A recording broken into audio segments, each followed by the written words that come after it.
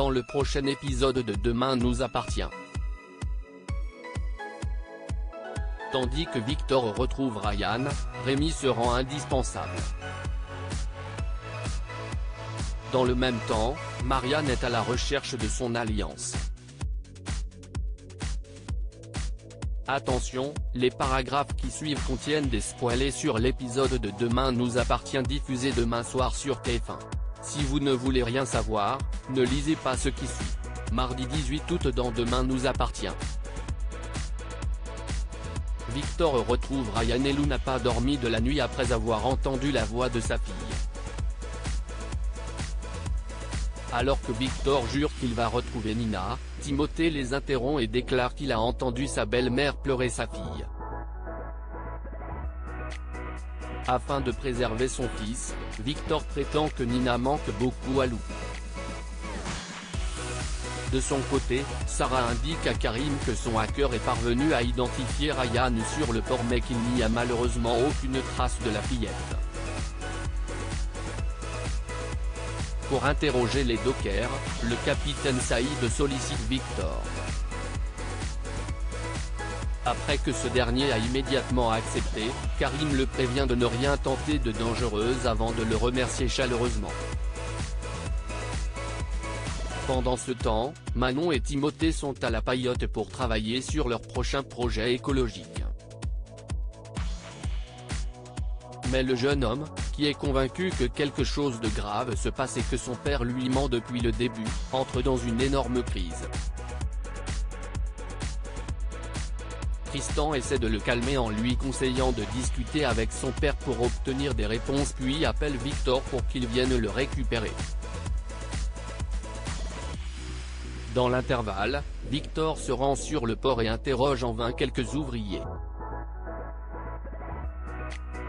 Il contacte ensuite Karim et lui rapporte que ses investigations sont restées infructueuses même avec de l'argent. Peu après, l'homme d'affaires va chercher son fils et lui dit toute la vérité sur Nina en lui faisant croire néanmoins que la petite fille a été enlevée à cause de son argent. Tandis que l'adolescent est certain que la police pourrait les aider, son père explique qu'ils ne peuvent en parler à personne car Nina serait en danger mais que Karim est au courant. Rassuré, Timothée promet garder le secret.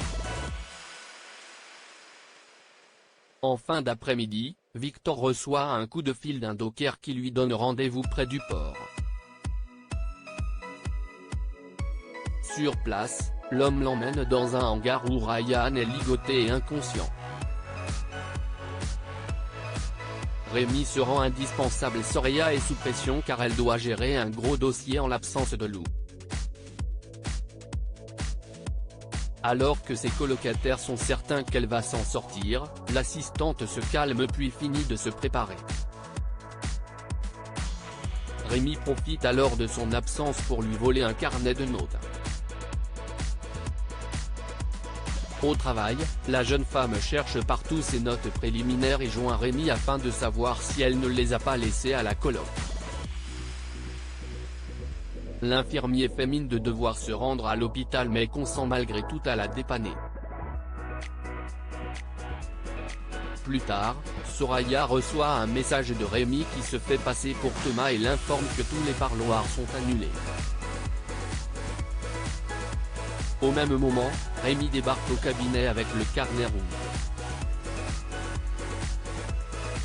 Soulagée, Soraya le remercie chaleureusement pour lui avoir sauvé la mise. En parallèle, Thomas attend Soraya au parloir et se demande pourquoi elle n'est pas venue. En fin de journée, Soraya est fière d'avoir géré seule son dossier puis évoque tout ce que Rémi a fait pour elle aujourd'hui avant que Georges ne souligne sa chance d'avoir un ex comme lui.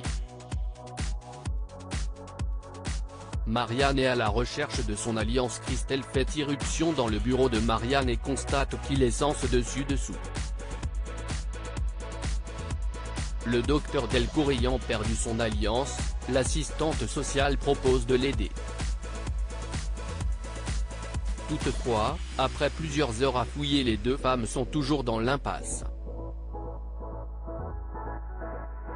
Marianne s'interroge sur ce qu'elle va bien pouvoir dire à Renaud et Christelle pense qu'elle doit être honnête. Marianne rejoint ensuite son mari et avoue qu'elle ne retrouve plus son alliance.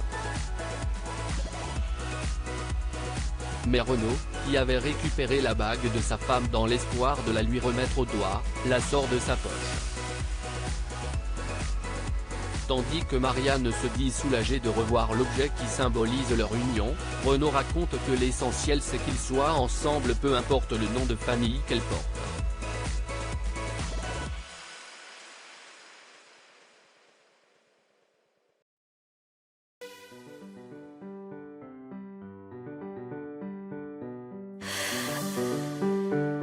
나